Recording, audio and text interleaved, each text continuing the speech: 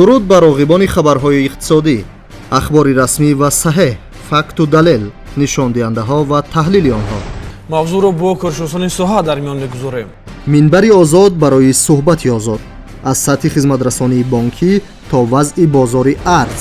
қурби пули миллиро нисбат ба асъори хориҷӣ шарҳ медиҳем. На танҳо баҳс, на танҳо далелу хулоса, оянданигарӣ ва дурнамо.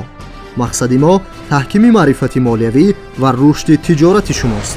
соҳибкоронро зарур аст ки барои дастрас кардани қарз нақшаи дурусти тиҷоратиро тартиб бидиҳанд. татбиқи ҳадафҳои стратегӣ, бунёдкориву созандагӣ дар маркази таваҷҷӯҳ. ҷараёни татбиқи ҳар нақшаро пайгирӣ мекунем. бунёди роҳҳои оҳану мошингард имкон дод ки ҳаҷми боркашонӣ ба маротиб афзоиш ёбад. донишҳои муосир ва таблиғи тиҷоратҳои зеҳнӣ, дастгирии истеҳсолкунандаи ватанӣ ва муаррифии маҳсулоти тоҷикистон. ин корхона ҳамасола даҳҳо тонна маҳсулоти баландсифат истеҳсол менамояд. маслиҳати муфиди олимон ба кишоварзону хоҷагидорон, бо татбиқи илм дар амал амнияти озуқавориро таъмин менамоем. деҳқонон бояд ба истифодаи зардорҳо бетаваҷҷӯҳ набошанд. ҳимояи ҳуқуқҳои истеъмолкунандагон ва ҷилавгирӣ аз пешниҳоди маҳсулоти пастсифат. ҳангоми харидории дилхоҳ маҳсулот ҳатман ба санаи истеҳсоли он аҳамият диҳед. формулаҳои иқтисодӣ, ғояҳои нав ва набзи бозорҳои ҷаҳонӣ.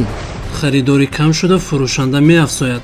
саноату сохтмон, соҳибкориву сармоягузорӣ, энергетикаву нақлиёт, бонкдориву кишоварзӣ, муҳоҷират ва бозори меҳнат.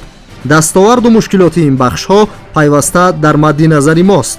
идораи барномаҳои иқтисодӣ, таҳлили иқтисод дар асоси далели боэътимод.